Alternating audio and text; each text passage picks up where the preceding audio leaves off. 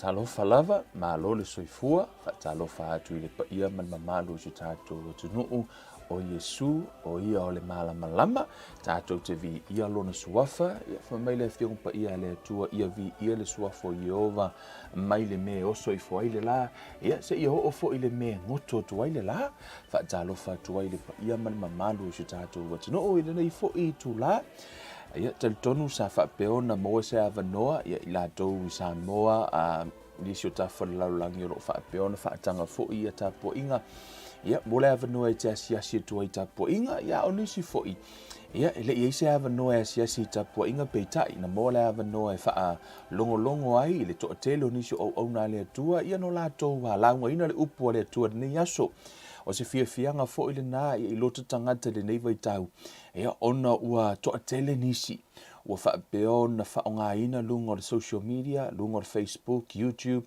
e whapeona launga ina ile upu le atua o se vaenga pito i sili fo ile ona taua ia vaviona whaalawa i tele ile malo le atua Wai lava seisi so se tafa le lalolangi ia whapiona maua mai le tala le lei ala ia Yesu Keriso. Le ia whamanui na ile suafo Iova ia vi ia i fo ilu tātou o tua soifua ono re nei avanoa tāua ia o whapiona maua te mafuta mai ai ia ma o mafuta tuai ia le whiong pa ia le tua re nei a fiafi. Mo fo le nei tu la ia o te fia wha malosi i foi ia i tātou tino Keriso me se fo i tātou a inga ia e rei fo i a fiafi e wha soa i fo i sina upo le atua a wā fo i le amatanga o whiau mga aluenga e le neiva yaso i lau sāvalinga a olua sāvalivali ma le atua ia wha peo na avea le upo le atua le neia fiafi e wha malosi au ia te oe matoi wha manatu ia te oe a ua nei e toi tu ua le tātou lau pepa nei ia e talo sanga atu pe fina ngalo malie ia e share i fo nungo lau timeline ia veo se fe au e whapeo na whamalosi au whamanatu ai e re ngā tolo ainga o oio tina, o oio tama, o se taule a lea, o se tamatiti a onga, o ai lava o mafuta mai. E tā ua tātou ma tā upu nei e fiafi e te whalongolongo ai ina ia mau e oio le ola e mesi e leanga inga ilumo lo soifua. Le tolo mātou tama, ni ia la ua fio nei a fiafi. Aftai le poto le ata mai o ava noa tama o le ola ma le mahalosi o lau puipuinga i le toto Yesu.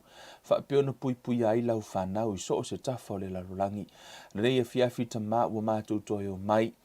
Tama, ia, ese whale tāpua i e mātou te tāpua iai. Ai ua whapeona whaonga ina lungo le nei platform po le nei fo i vaenga tama ua saunia. Mātou te whaalongolongo ai, e ao ina i lau upu, e tupu le whaatuatua le tau longolongo. Tama, e le o le poto o le tangata, ai o le mana o lau upu tama ia whailoa tama i lau whanau ngā lue lo wanganga. Whapeona whaamalusi au i lau whanau dena ia fiafi. Tuina atu pea whaafoilivi inga ia te oelo mātou watua. Nei ma se iho i le whaavavau ona sua fo o Yesu ho le mawala au atuai. Amene ma amene. Tari tonu o lo whapeona whaanga solo tātou wa o onga. Ia inisi na fiso tai mai e te au. O le mea moni nisi stasio uso ia nisi fo iwa matona pe woso fa ia lo latou talu lava na fa longolongo e tātou pa postati.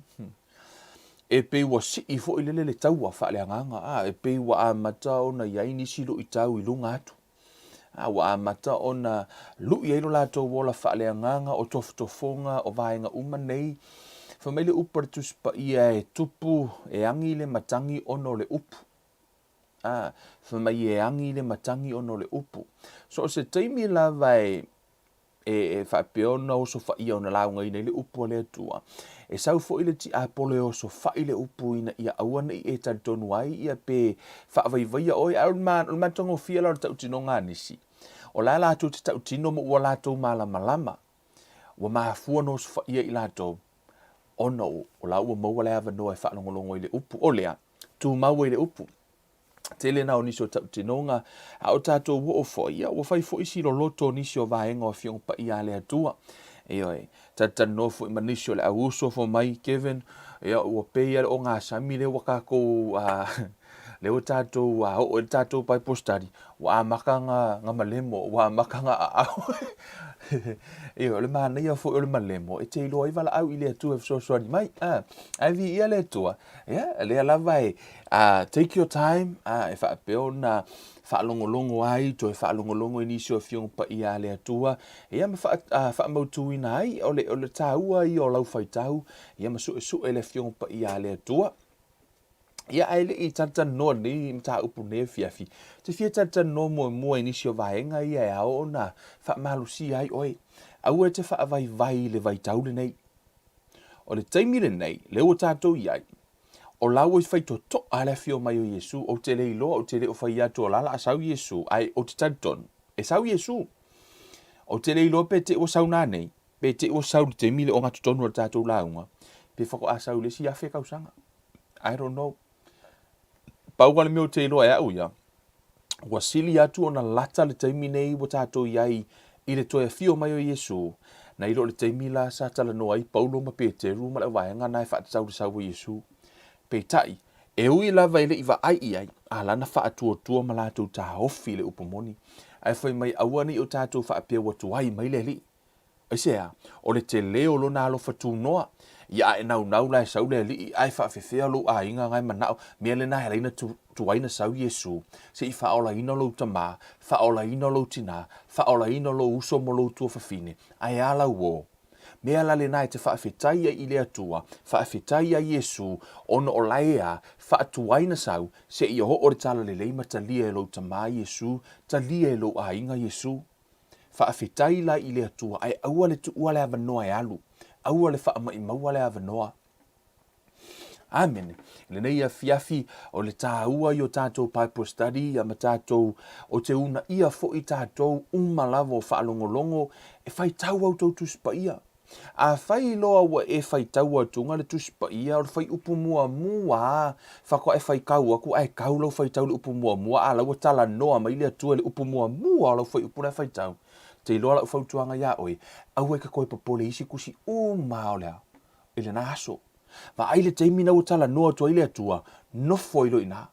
Meditate, ma fau iai, ma e whaalongolongo, pe ole ale mea na e fia whetalai me ile atua. Don't worry about your Bible reading. Au e te whaitaua le tuspa ia, ina ia e loa umar tuspa ia. A ia e whaitaua le tuspa ia, ina ia e langona le atua. Au e te whaitaua le tuspa ia wai ke fiu e whaikau kuspa ia a koe ke re mamlama re ke lo mea. A ia e whaitaua le tuspa ia, ina ia e langona le whetalai mai o le atua. A whetalai mai lo le atua ia te oi ise whai upo le tuspa ia. Pe la whatua matalau whaitau, ai whetalai mai le atua, ka ofiro i ngā lau whaitau. No foilo ina, malua tala noa I malea tua ina, po le ale mea nai fia tala noa ma ile tua ya te oi. E maa fuana tala noa le tua ya te oi. It's all about, he want to change your heart. O loo mana o le atua e sui lo loto. O loo mana o le atua e sui oi, matupu oi, e ile teime tala noa ma ile atua, he want you to make some adjustment. Mea na a o lona e su e, fai pole a lava le te leo se mataha upu e manga o fai kau a koa le yoangi, ai ki ufako a e fai kau mua tuafu e mai, sa ile a matanga lo kou, a e nofolo ina tala noa ma ile atua ya oi, ngofo e ngā, au e ke poli, o lai loa e le atua le me te mana o mia. Amini, ia whaapiona e whaitau ale tuspa ia ina ia e la ngona le atua. That's the whole reason po le mafua anga le nai te tau e una e nau. Ia e whaitau yaso umalana fionga.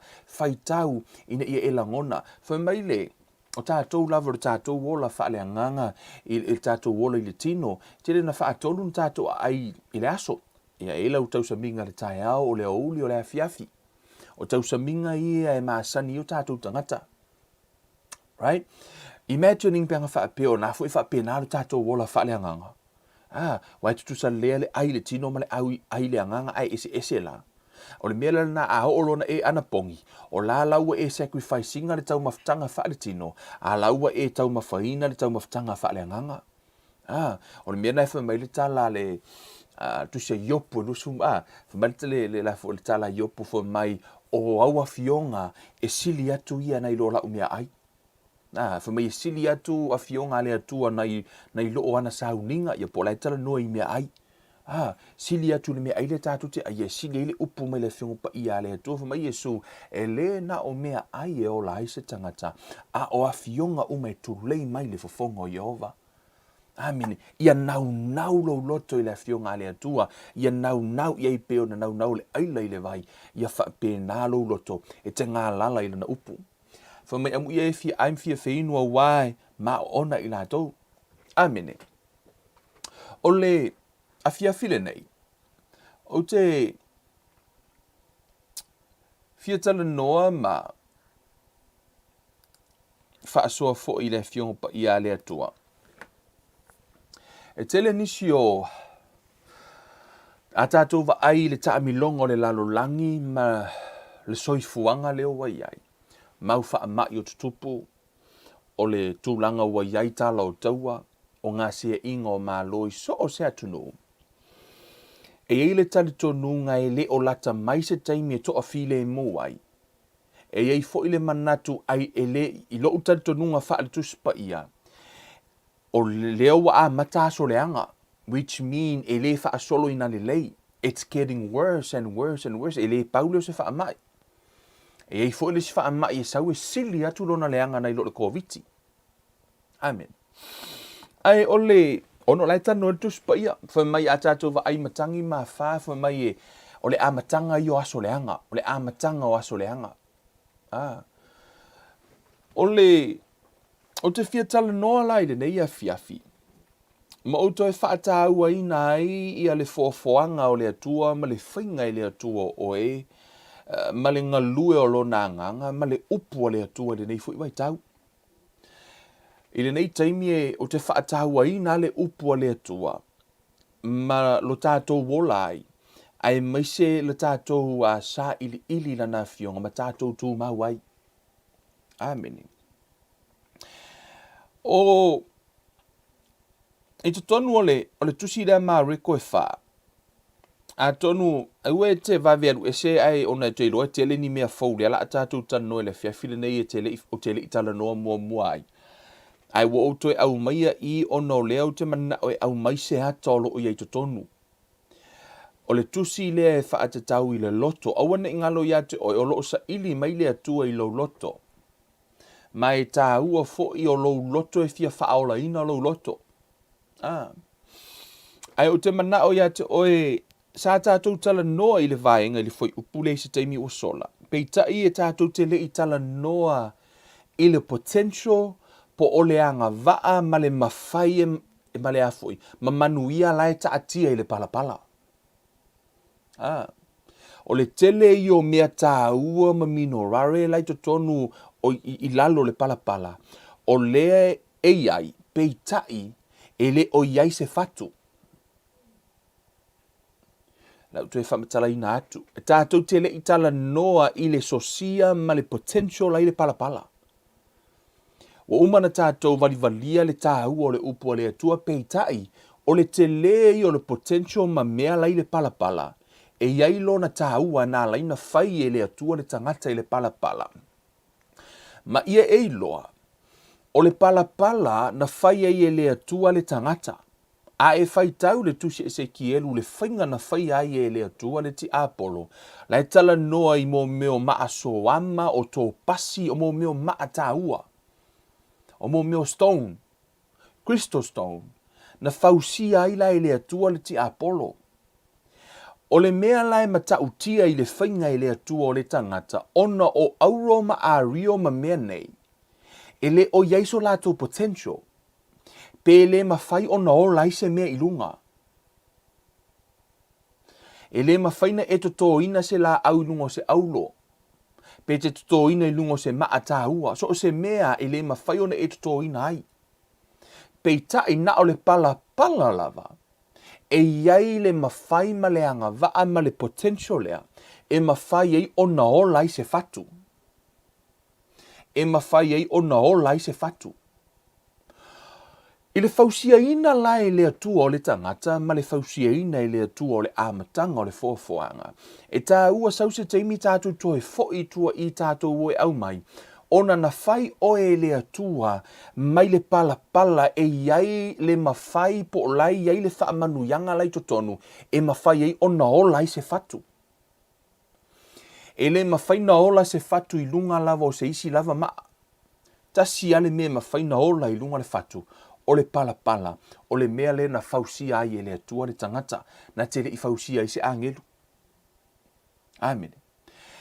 Wa umalana tātou vadvalia ni sio ata se taimi. Ai o te mana o le neia fiafia o tātou tatala noa i le whaata otole. O le a tātou wōro i to tonu o le palapala. Amen. Si tātou wō i to tonu o le palapala. Se i au mai fafo manuia lai to tonu o le palapala. Ma ia e loi le fifte mana o tau ia te o le fiafi nei au e mai moa mai. O mea lava ma manuia o le atua e whaata tau ia te oe. O nei to tonu ia te oe, it's already in there. Wa umana tuu umai le atua to tonu ia te oe. Ai e iei le mea nai misi. Ai iei le mea nai misi. Le ala la tātou woe. A vatu lo le mea nai misi tuu ilungo le mea nai to tonu ia te oe. Na tātou wa ai ei lola i o se vavenga. Amen. I te tonu tu se mareko e whana tātou tala noa i le palapala. Le lau toi alu e toi tala noa i le fiafile nei na ona whaata me o se vaenga. E tau mawhai e wha ai loa ai le vaenga leo te fia tala noa i le fiafile nei whai mai. Wa ia whetala ia tu fo i ate i la tou. Tau te lei loa ea le nei whaata oto o leo tala noa Yesu i le wha matala ino le whaata oto lena ia tala noa i palapala e wha. Right? Whai mai. Pe wha pe whea fo i ono outou i loa o whaata oto oma. Whai mai o le lulu saito e lulu ia i le upu. O le saito o le upu. Le fatu le lulu fo mai Yesu o le upu le melna. La e whaatusa i le saito. Fai mai la ia o le lulu saito e lulu ia i le upu. A o tala noa atu au i le taimi le nei. O le mea le ta o le lulu o le saito la le mea nai pa u i lau whaanongo. O le saito nai pa u to tonu o tau. Amen. Fai mai la ia. O i la tau ia nai le awala e lulu ina mai le upu. A la tau whaalongo ai o na luane loa leo satani ma ave e seina le upu. Na lulu ina i o la tau loto. E whaapea fo i la tau na lulu ina i le mea papa. O i la tau ia ua whaalongo i le upu. O na talia loa lea male fia fia. Ai peitai. Ua le aini o la tau waa. Ua whaale tu mau i la tau. Pe a tupu le puapuanga. Po o le sawa ona o le upu. Ona la tau suwai loa lea. E ei nisi ua whai mai ina ua utala i se tasi o uso na wala au mana so tai mai. Na a mata lo na tātou tala noa i le whai le nganga pa ia ma. Whai mai ua i ole ngā ruenga. Ua matua i mā losi a leo so whai ti aporo ia te ia whai i le atua. Ai te ua o lua aso talu ai ele na message me si uso fo mai na fai maloi mata le lato fai ngā lotu. Ina ua o mai wha atasi mulon to lua wa ana pongi ma wha matala si ana whanau. Fo mai na wha alongo ai le upu ai wa ai le malosio lato ti apolong wha apio te ia. Fai lo i le atua. Fai i le atua. Se vai le ki apolo le leanga o ki apolo le meleine. Tau ma fai lave o so fai o tātou tangata. Ina i o tātou wa. Ai fo mai le upu tuspa ia. Fo mai e mafua na tupu. Mai e wha apea fo i lātou na lulu i le mea papa, o i lātou ia ua wha alongo i le upu. O na talia le marfiefia, ai peitai, ua lia ina i o lātou, ua le aini o lātou wa, ua wha le tū mau i lātou, pe a tupu le puapua ngā, po o le sawa, ona o le upu, e mafua ona tutupu mea nai lo ola molo soifua, ua oso wha ia o e mafua mai ona o le upu. Fai mai lo la ia, ona lātou tau suwai loa lea. Whaafetai lai lea tua, e rei tau suwai le uso. Lai nau lava, ia lea tua, o laua nei loa, o le mafua angala le was wha ia ina ia. Fai mai lo la ia, o i lātou fo i sa lulu ina le vau tui, o i lātou ia, o e na whaalongo i le upu, o le loto popole i mea le neila lo langi, ma le pepelo le oa, ma le tu ina nau i nisi mea. Wo o atu i tonu o lātou loto, wa fetine ia le upu, ona le fua mai lava lea. Fai mai lo fai upu lua se fulu. O i lātou na luluina i le ele le lei. Le ele la le lei ai oe mau le mafuta mai. O oe le pala lea. Let's speak that by faith. Amen. This is you. Fai mai, o i lātou na luluina i le ele le lei, o i lātou ia o ua whaalongo i le upu ma lātou talia. Ma fua mai e ta i tolunga fulu i nisi, e ta i ononga fulu i nisi, e ta i se lau fo i nisi. O le pala le lei la lea, ai o te mana o lau tātou te oi lalo le pala. Tātou tala noa loa lai le pala. Amene. A tonu o le a whaongaina ni whaamatalanga po o ni whaatusa, whaametafoa i le tātou tala no. A ia e loa. Whai mai le upar tuspa ia, o mai le fua o la a vokalai kua, le whatu. O le seed. E taunana i sina image fo i le tātou te vai iai fo i le. Tātou te whai mawhauwhaunga iai. Amene tātou woi to tonu o le whatu. O le whatu lea. O lai e le ola i to tonu o le whatu. No fai tau atu lesi mea na fwoi mai e le au scientist. Fwoi mai na lātou maua le seed over 1,000 years. Fwoi mai na lātou maua se fatu wa silia ma le afe tau sanga le fatu. E le iola. Ai fwoi mai le susu enga wha scientist. O le taimi lava na lātou tu ua i le pala. The moments they put that seed i le crown. Over 1,000 years.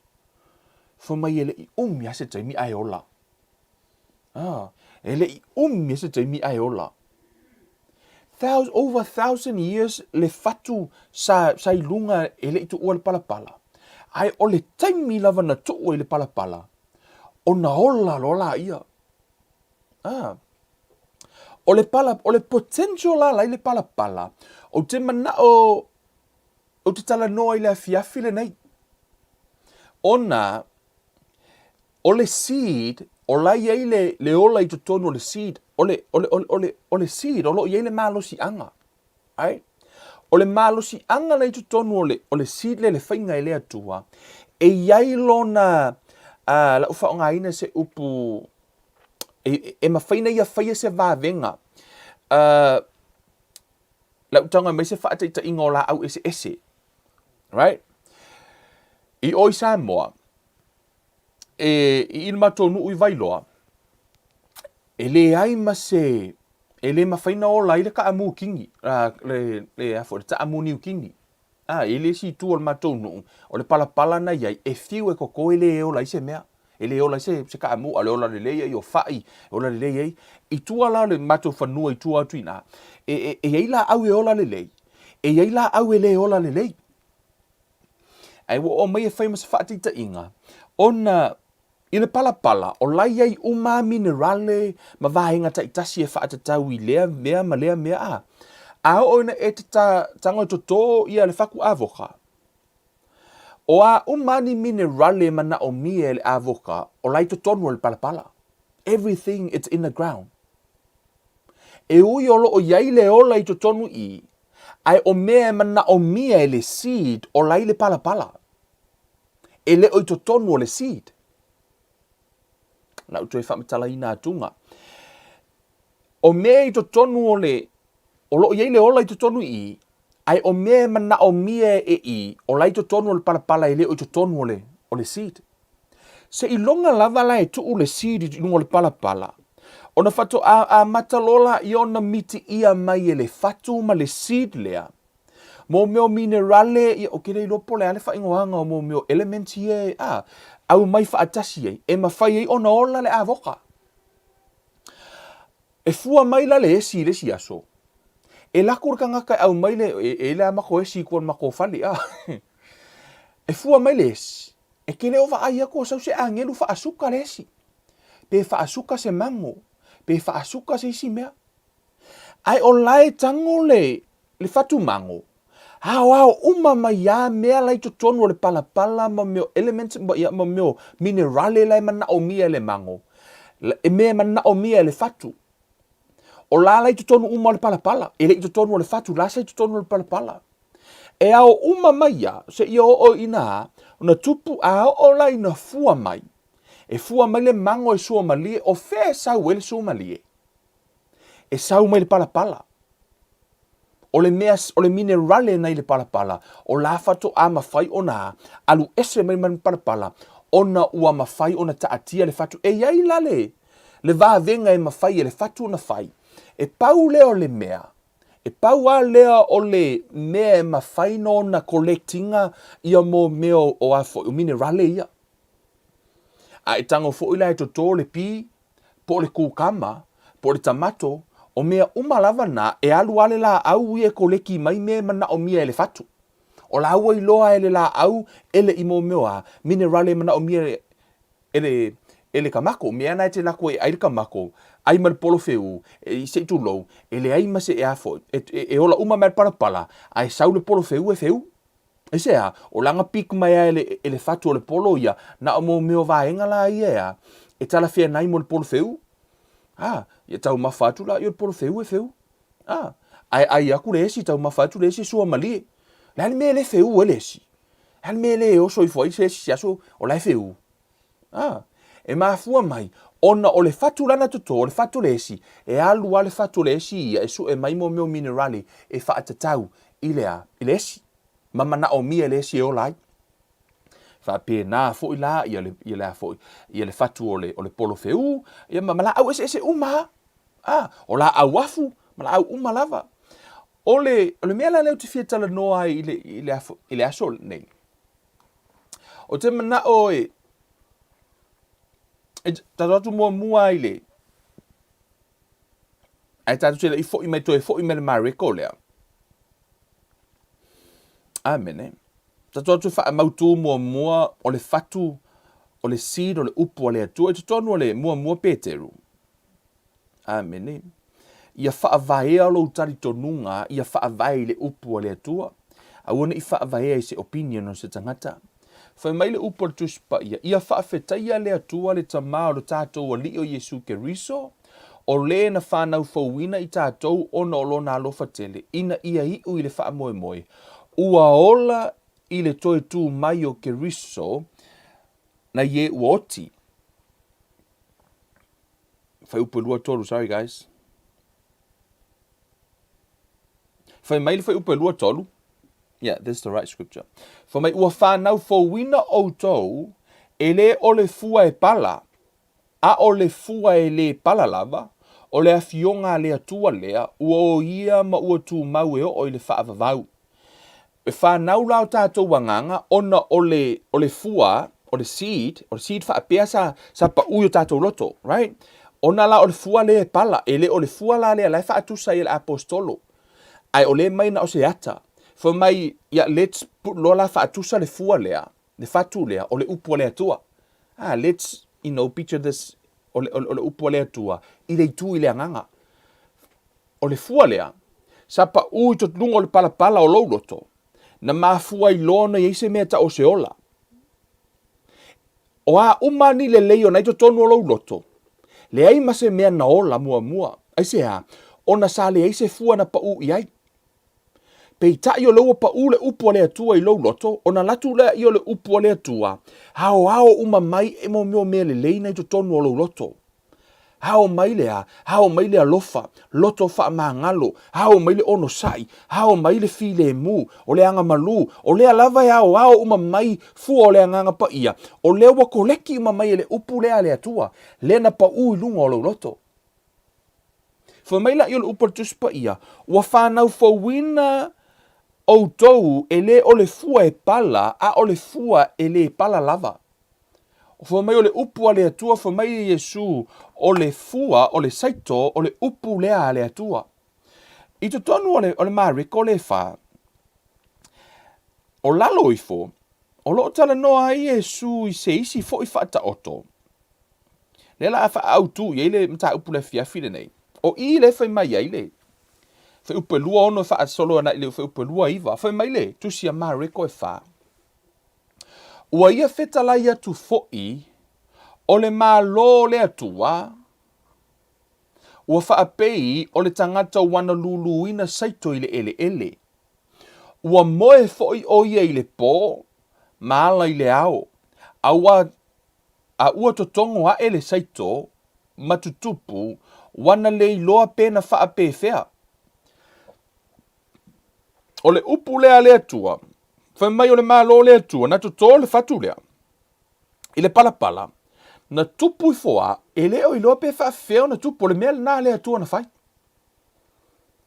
Tātou te le ova ai o kunga oa, o yeise au whai ngā ruenga le whaku le alu e mangi minerale ma mele nei. No. O lea lava na alu lava le fatu, o le malo si anga le tonu o le fatu lea. O iolo o iei le vahavenga e mawhai ai o na ao ina maila ia mea ie e mana o mia e le fatu. O le potential la, o lai taatia I le palapala. O mea le lei umalava, o lai le palapala. Peitai, e le iei se fatu. O le fuala o le fatu lea. E iei le tala fo I le te whaalongo whamatalaina whaaperitania o te whaasamoina whaapea. Fo mai nisi, e mawhaina e whaitaua fatu lai to tonu o le apu. Ai fo mai ele mawhai ona e whaitaua pe fia apu lai to tonu o le fatu. Which is, e sa o I le I tātou wa ai. Ai o le fua o le la au lea, po le fua o le apu, po le fua o le avoka. E mawhaina e whaitaua fua lai tono le avoka ngara kasi ya. Ai ako ko le avoka le, o le tele yo isi fua e fua mai ai. O fua umala nao le avoka, po isi fua mau fua e sele na. E le o to tonu I, o lai e le palapala. O lai to tonu umo le palapala fua umama mea le lei umala ve whatatau le avoka. E le o to tonu o le seed lea, o lai to tonu o lea. O lai to tonu o le palapala. Ai se ale me ua le tupu ai. O te mana o tau ia te oe, whai mai le upa tuspa ia. Si tātou atu whai upa lua ono lea. Whai mai, ua ia whetala i atu, ne malo lea tua, ua whaapei o le tangata wana lulu saito I le ele, whai mai ua moe foi o ia I le pō, maala I le ao, a ua tutongo a ele saito, matutupu, wana le iloa pena whaapei fea ia. A wā ua tupu fua ia I le ele. I le whaaperitania, for Maile, King James Version, and he said, so is the kingdom of God. For the earth bringeth forth fruits of herself. For the earth bring forth fruits of herself. O le upu lea herself lei I, e whaali liu mai le upu automotus. Le au mai le upu automatic. Spontaneous fo I le tupu I fo e tātou te le lope wha whina tupu. Le isi so tātou nei loha, le mea lai whai e le seed lea. Lai whai e le upu lea. Fo mai le upu le tuspa ia, o le fruitful ma le manuia na mafua mai le palapala. So se mea e te tuua le palapala e ola. Anything you put on the ground, the seed, e ola. O I e le lei le isi tu, a iai fo i la lona leanga i le isi tu. Te mana e te o i le lei lau whaalongo. E iai le tu e le lei ai, e iai le tu e leanga ai. I to tonu o le mareko sfulma le tolu, o i tu sia mātai o sfulma le tolu. Lai tala no ai e su foi mai na iai le tangata na alu e lulu, saito i le whaato anga, ai foi mai waru ese, ai alu watu foi le o le anga wa lulu, wai le titania. Le la au tui tui. Foi mai la, ia wola whaatasi ifo. Ona e o po le a lulu, iai le mea le lei e ola. A lulu, iai le mea le anga e ola. O le mea le ala ina tā ua le mea te toto ina, po le mea te lulu ina i lo loto. Ona so se mea lava te toto ina i lo loto, e ola. E ola. A e toto ina i le upu le atua o le mea le lei, e ola le upu le atua, it's a seed. A e tango fo e toto iai le loto ti ngā, e whanau mai iai le ola le wha maangalo, le loto wha maangalo. E tele la mea ua toto e tangata i totonu o la tau tangata, e ese mai le upu le atua.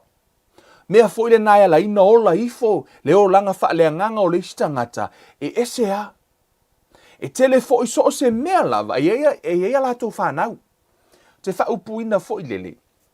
E iei le whanau ale loto le wha maangalo.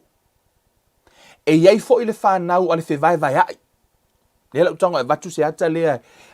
Te manao e te oe vali mai whafu le ata lea. I'm not pointing finger, but I want to prove a point, okay? E iei nisi o tari tonunga, e nisi o e kalesia, e ilo tari tonunga, o loo ma vai, te va mai lea tangata i sau whaaku akuranga e kalesia. Ke va aku I ma lepe aku I alu whaatu. E pei fo linga o le product ale frustration. E pei o se seed na whanau mai I le loto wha maangalo ma le whewai vai ai. E te va ai fo ila le pattern lea, e tupu lava. Whaatu I fo lotu I ma lepe o tangata ia na ma lepe I, koe ma lepe I o whaaku loku o, ma lepe I o whaaku loku o. Ona olea, e so o se mea lava e yailanga products. E mafua mai le fatu na pau, mafua mai le fatu na tuto. Whapena so se mea lava le o langa ne, o le a lava le mea te tuto ina le parapala, e ola. A whai te tuto ina le upo le atua, e ola mai na le upo le atua mafua mai. A e tuto ina fo I se mea leanga, I lou loto, e ola fo I mafua mai. A tonu la lo wola wha le nganga, o na e toto wha atasi le upo le atua le la unga Kevin. A nā fo e toto ai manisi me le tala fia ngai. Ono le upo Yesu tono le mātai o sfuma tolu. Na e whamatala Yesu fo mai nā ruatu tangata toto ia le saito. Ai alua e fo I le o le anga lulu o le la au tui tui. Fo mai wola wha atasi fo ala. La fo ua whai mawhite na inga I le upo le atua. O mea le lei o la e loa le ti apolo. Le mea le arena ino le ti apolo I le tangata. Ono le whainga na whai ai o ia e le atua. E sili atu lona matautia ono o le tangata. O lai ai le life po lai ai le ola I to tonu o le tangata. O le ti apolo, le ai mase ola ngai koko ngā mo meo auloanga whau ai ma mea nga. Ai na whai e le atua le tangata I le palapala. So se mea te tu ua le palapala e ola.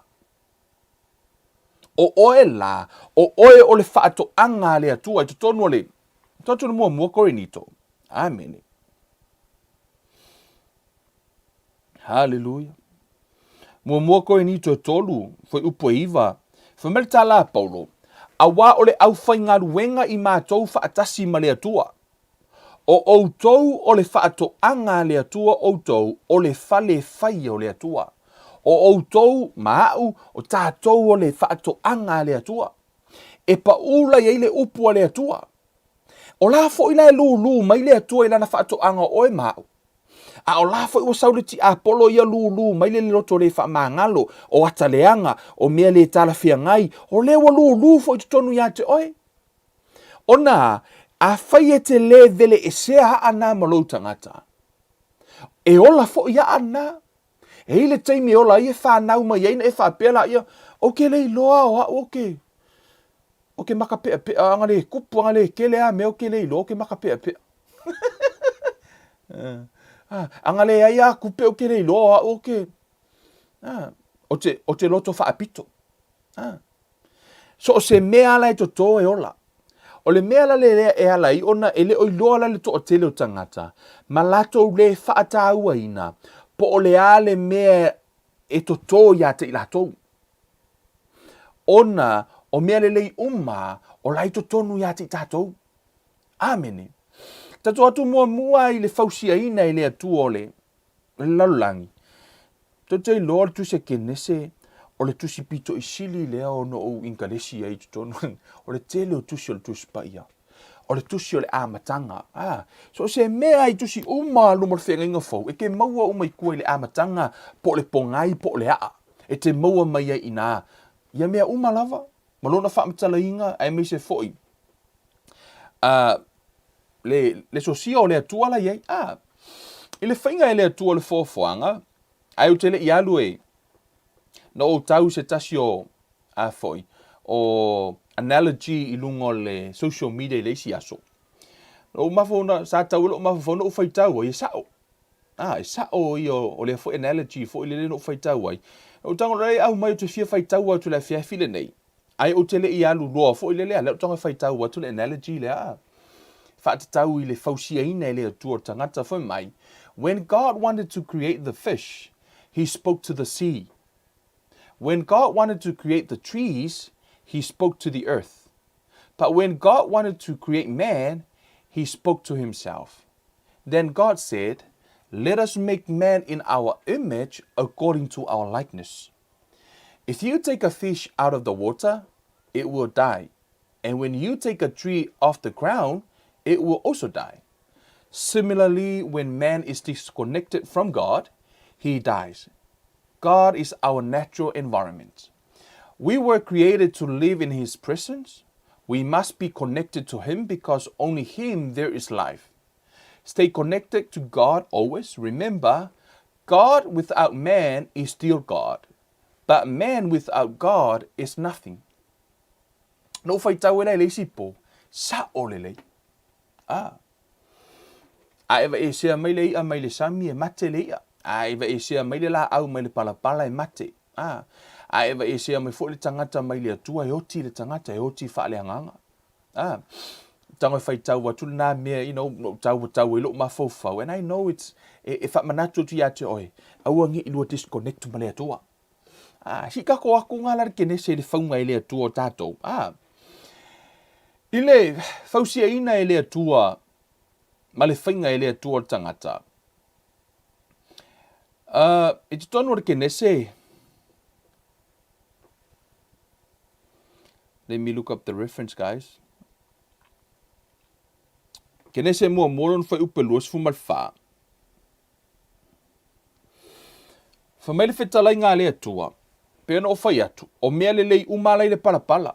Whamaile atua. Ua whetalai mai fo I le atua. Ia tutupu mea ola mai le lau ele ele. O lai le lau ele ele mea ia fo. Le mea ola mai ele manu. Mea uma o lai le palapala. O mea uma le lei lai le palapala. Na whai mai ele atua ele palapala. Whai mai la ia. E ta itasi malona winga. Ona o manu vai wha whanua, ma mea whetolofi, ma manu vai wha o le vao, e ta itasi malona winga. I le ua wha apea lava. O le atua, na whetalai le atua I le palapala, o na whai mai lava la I o na tupu mai la I o manu. Tu so lana upu o le seed. Right? The word of God is a seed. O le teimi ana pa ua I le upu a le atua I le palapala. Usika I le palapala. Ola mai ei manu. Because the word of God is a seed. Na feta laila le atua I le palapala maua mai ei manu. Amen. O le whainga le nana whai e le atua, o loo iai le manuia po loo iai le potential le palapala peitai. Ele iai se seed, ele iai se upu. A ina wo o me le taimi na whai e le atua le tangata. I le kenese e lua. For mai le atua, let us make man in our image according to our likeness. Whai e le atua. Ai whai mai le kene se lua whai upe fitu, whai mai, o na whaia lea e le atua o le tangata i le fuefu, e le i feta lai le atua i le palapala. E se ngā leo le whainga le tangata ma le whainga o manu. I le whainga o tanga o le o manu, na feta lai le atua i le palapala o na maua mai ile o manu, ma mea uma o la au o mea uma na feta lai i le atua o na maua mai lea. Ai o mai le whainga o le tangata, e le i feta lai le atua i le palapala, pēna te le i avea le seed i le tangata. Ai na ia tango i ona lima, tango le atua i ona ao, o oe maha una palapala ai lima o le atua, tango le atua fai. Fai tātou mai le palapala. I le whainga lai le atua o le tangata mai le palapala, o le te lei o le potential ma le manuia lai le tangata. Ono o mea le lei uma o lai to tonu o le tangata. Whai mai no lai o le upar tuspa ia. Ma ua mānava i ona ponga isu le mānava ola. Tango loa le atua tuu le upu i to tonu o le tangata. Le anganga pa ia. Le whai mai le tala le tuspa ia. O le anganga pa ia o le atua. Le mānava ola o le whai mai o le anganga o le poto o le malama lama. Amene. Whai mai le upar tuspa ia i to tonu o tuse Isaia. Whai mai o le anganga o le atua o le anganga i le poto o le malama lama. O le anganga lea na whaapeona mānava ina e le atua i to tonu o le tangata. Na mawhai e ino tātou ngā ioi.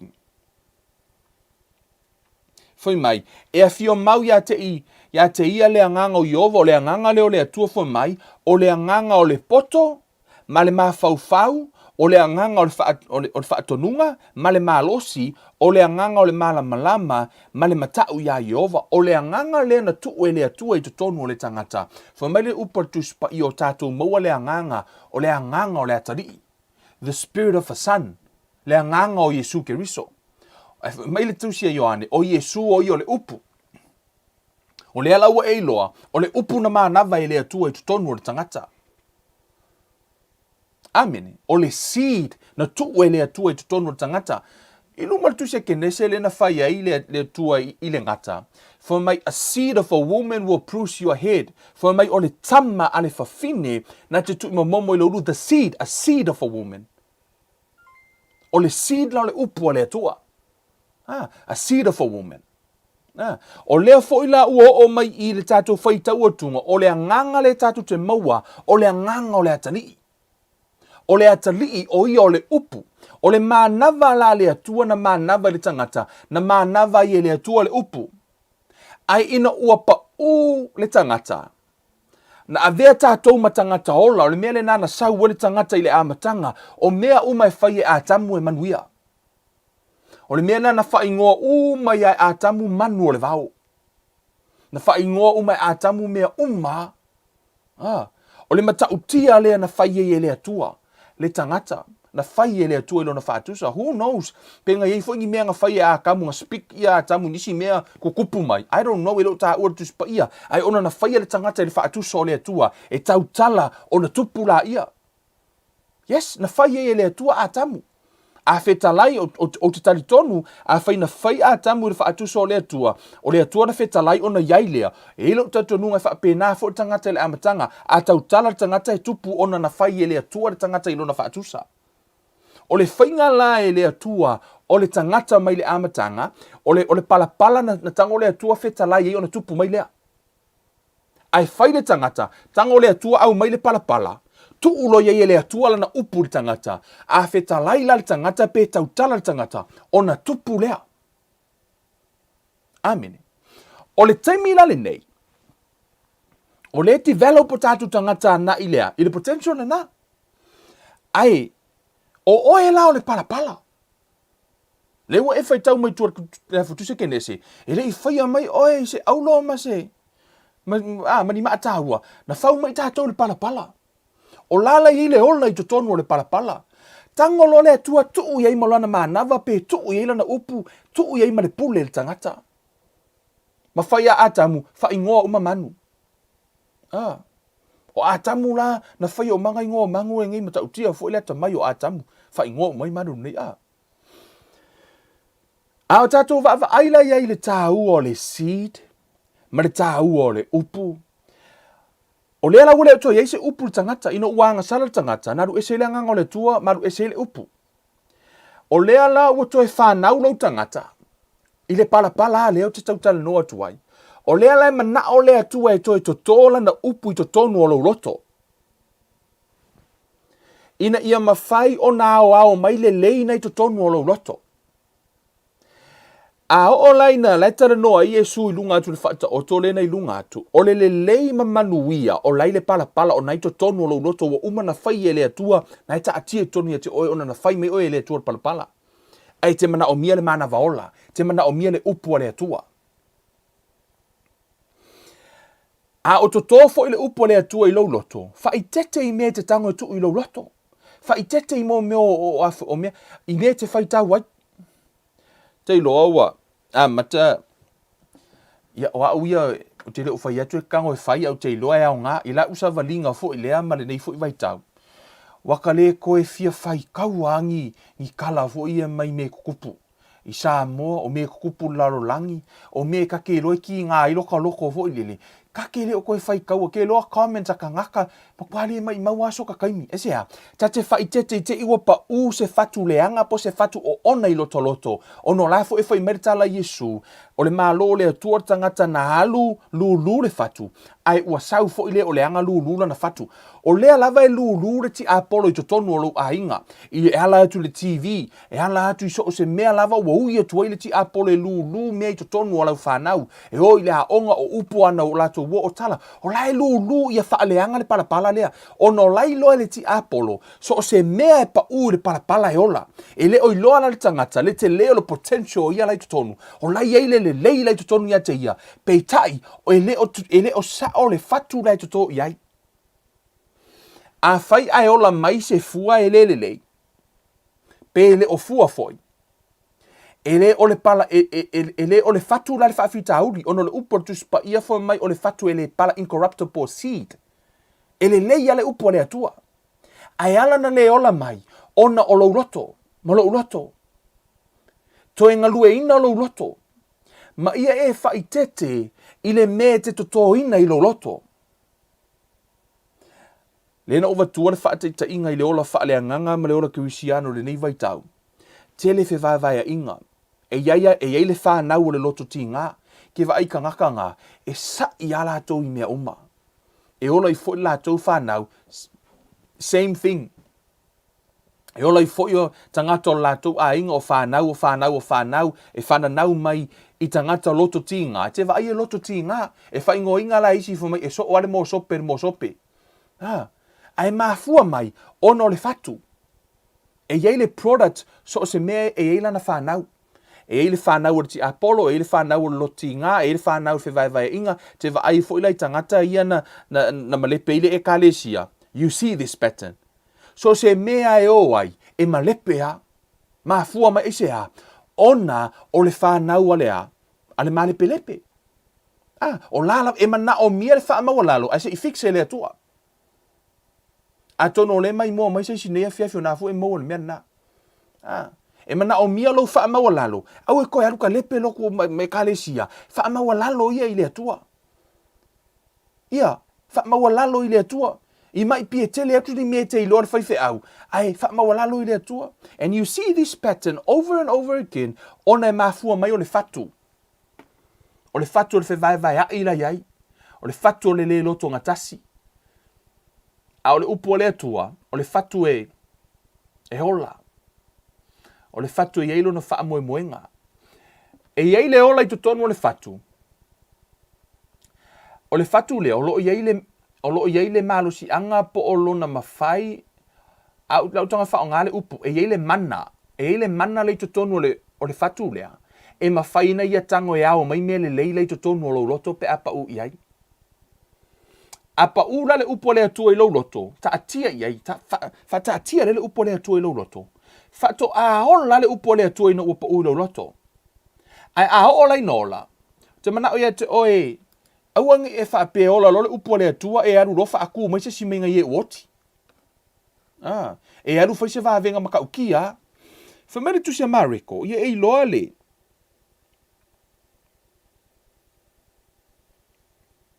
Mare koe wha, whai mai. Whai upe rua valu. A wā ua tupu fua ile ele. Whai mai la ia. E mua. Nā whai upu nau wha pinka tulo na a. Whai mai e mua lo na lau. O le whatu lea. O le upo lea tua pa u lola ia. Whai mai. E mua o na lau. O na o le ilo na funga. Funga mai. Muli ane foi ua iai saito matua.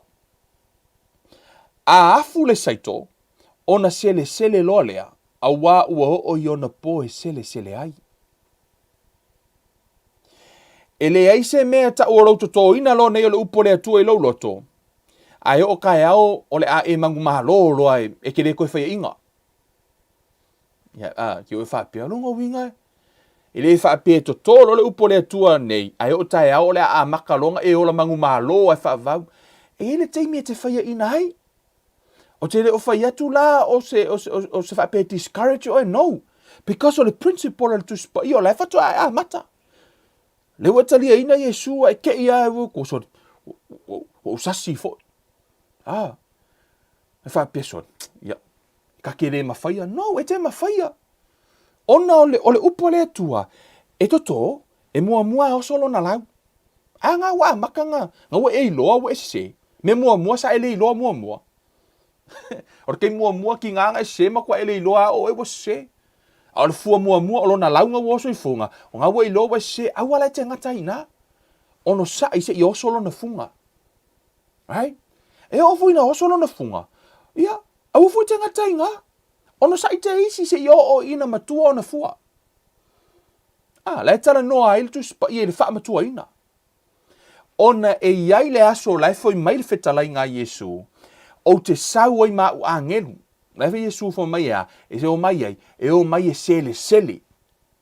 E iai le sele ngā lai sau Yesu e whai atu. Le lau tu e wha manatu tu ate oi le fiafire nei. E iai le taimi e sau ai Yesu e whai le sele ngā. E o mai malana au angelu. E o mai e sele atu le tita e la foi. E sele atu le saito. Fo mai na ia. Wo mai ave ese kika ia foi lau tui. Ai mai na oa. Ave la au kui sung le afi. Ai mai ia foi. Ia le saito le lei. O lea lau titala no ti ate oi. Awana ingalo i ate oi. Na sau Yesu 2,000 years ago. Na sau Yesu le lalolangi le nei. O i o le upu. Na tango le atua to le upu le lalolangi. O lo na alo pele to atasi. O lea la ua la unga le upu foi mai e whanau i o tō wanganga. Ina ua pau le upu i lau loto. Ola le upu i lau loto. Ia tupu le upu le na. Ia sau Yesu e whai le sele o le lalolangi. Sele atu oi.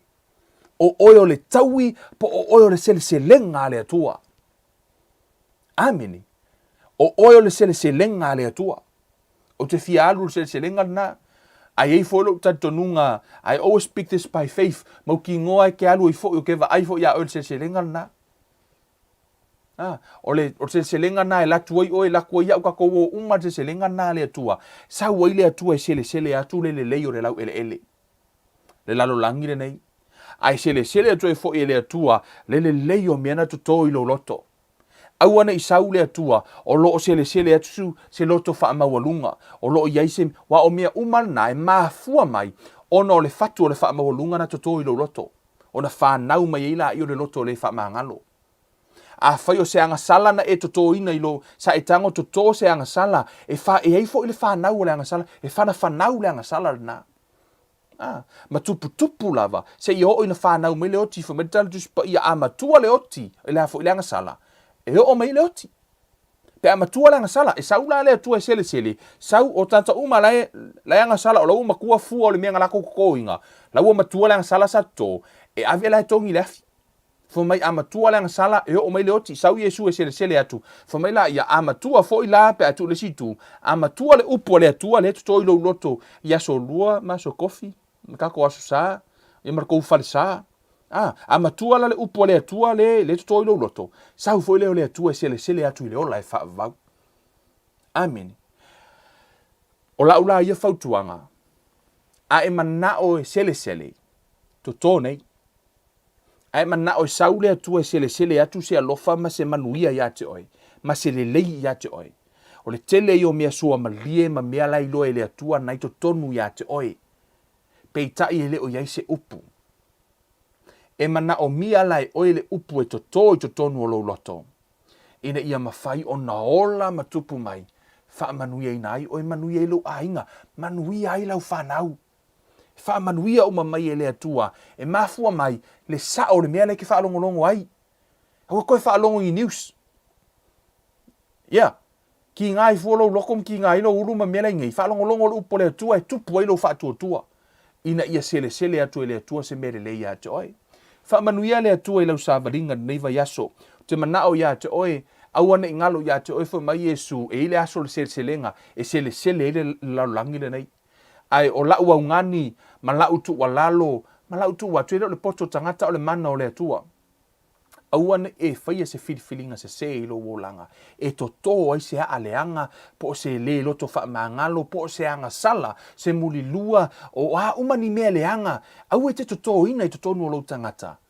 Ona o ina tupu. E iei ona fua. E ule oti. Ai e toto ina le upu le atua. Whaitau. Whaitau le upu le atua. Tuu ilo loto wha alongolongo ila na fionga. Se ia o ina tupu lana upu i toto nuolo tangata. Sau leo le atua. Sele atu oe. Wha manuia le atua le neia fiafi. Le atua lo mātou ta maa wha awhetai. Toi wha manatu i lau whanau. O le upu wa wha peona e toto ina i o mātou loto. Wa tupu ai le file mu. Tupu ai le onosai. Tupu ai le alofa. O le upu o le fatu le tama. Wa e toto ina i o mātou tangata. Ina ia mawhai o na ao mai le lei. Ia ao mai le. Ia mea le lei o loo e manao ai. Ona e manao oe i le fua. O le fua e sua malie. O le fua e le mai. O le fua e ato atoa. O le fua o le la au o le ola. Te manao ia fua mai o mātou o langa.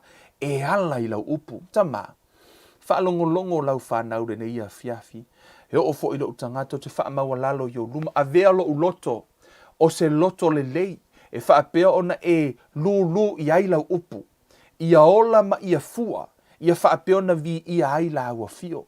E o fo i lau whanau uma i lātou o mafuta mai. O tina o ta mā. O whanau o uso matua whawhine. Tutonu maota malawa ta mā. O lau ta talo i lau o fio. Aua nei e tu la fo ia i lātou.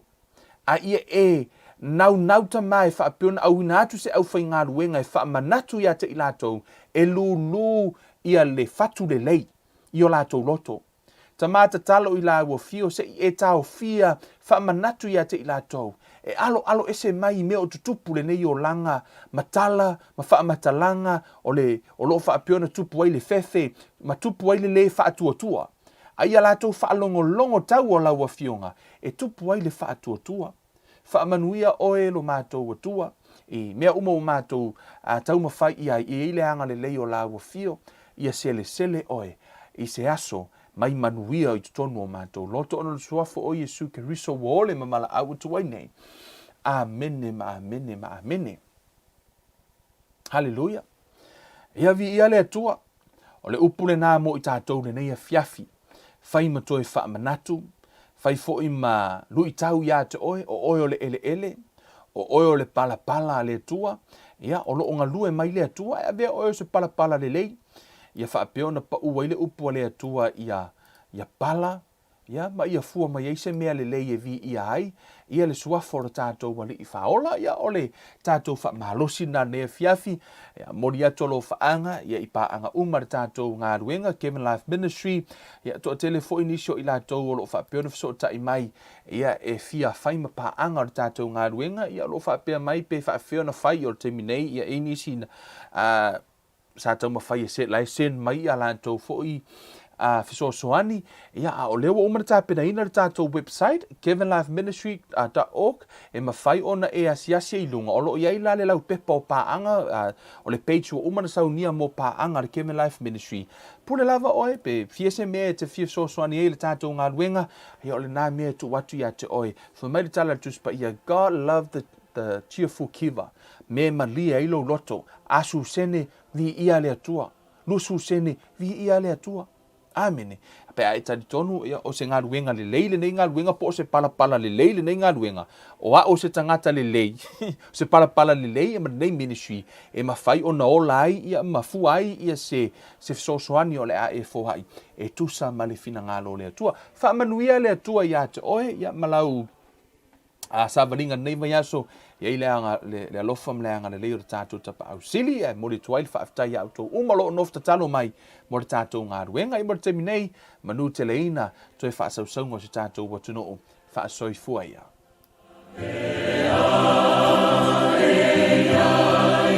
Yesu